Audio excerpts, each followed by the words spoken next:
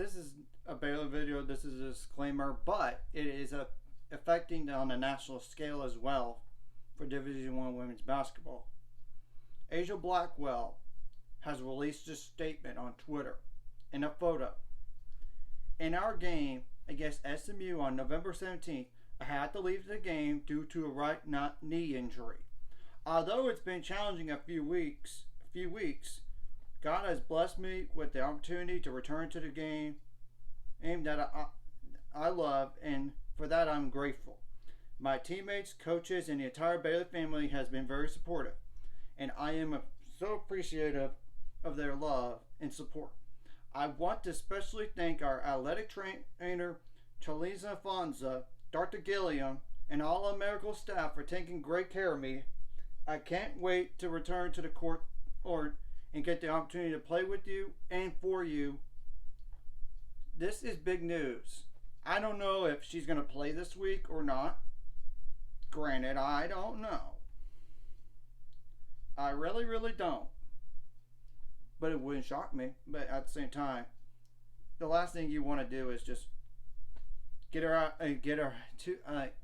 there too soon and then re-injure it. Because I know knee injuries are not really a thing you don't want to rush back too soon from.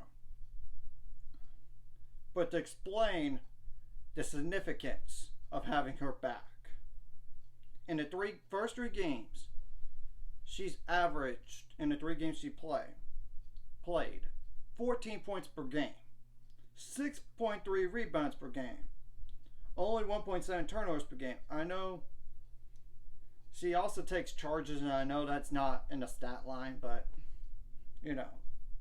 1 for 2 on threes. Not many attempts. 9 for 14 on free throws. Of course, you like that number to go up. Only 2.3 fouls per game. And she's a 5'11" guard. That's a 4th-year senior.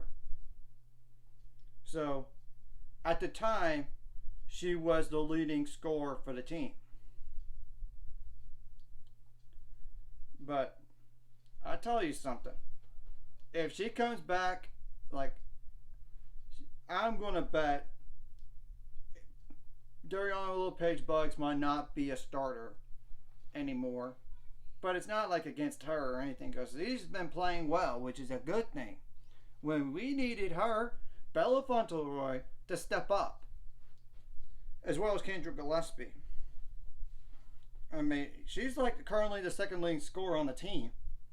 And remember, Kaylin Bickle at the time didn't even play due to a thumb injury.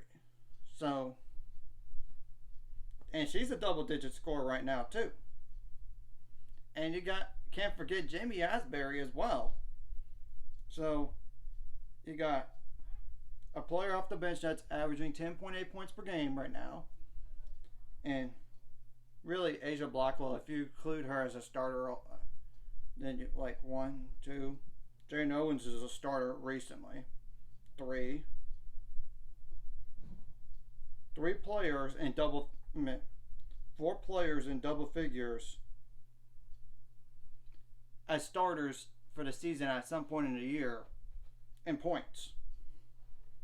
Asia knows how to rebound. Too. But Dariana is the catalyst. 9.1 rebounds per game, 8.2 points per game. Though she could get a double-double. She's nearing that. Of course, Jamie Asbury, she's getting there. So,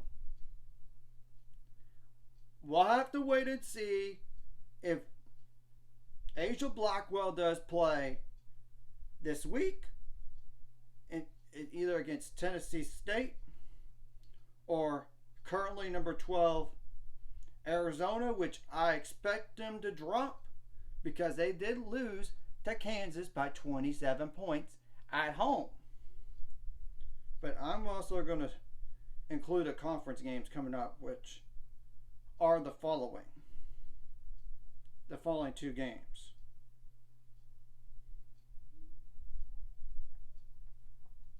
Let me pull up the schedule right here just to verify everything.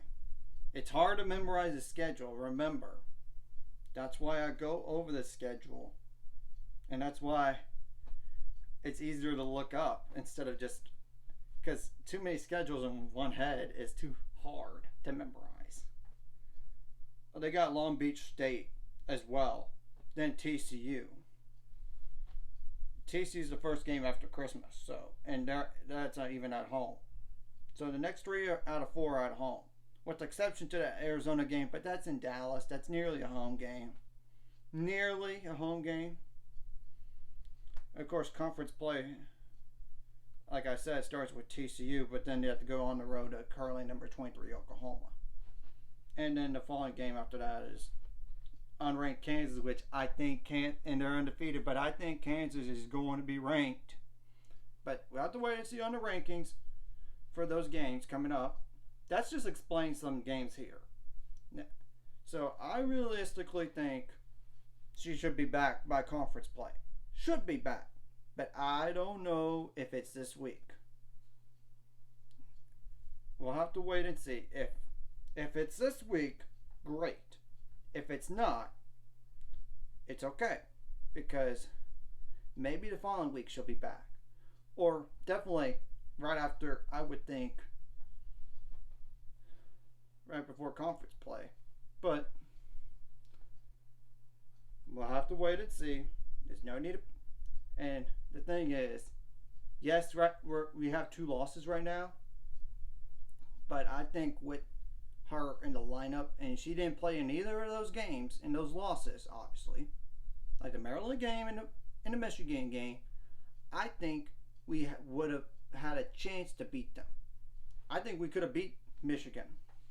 I think we could have beat Maryland, even at home. Even with the players we had, we just shot the ball better, we would have won. And same thing goes for the turnovers against Michigan, we would have won.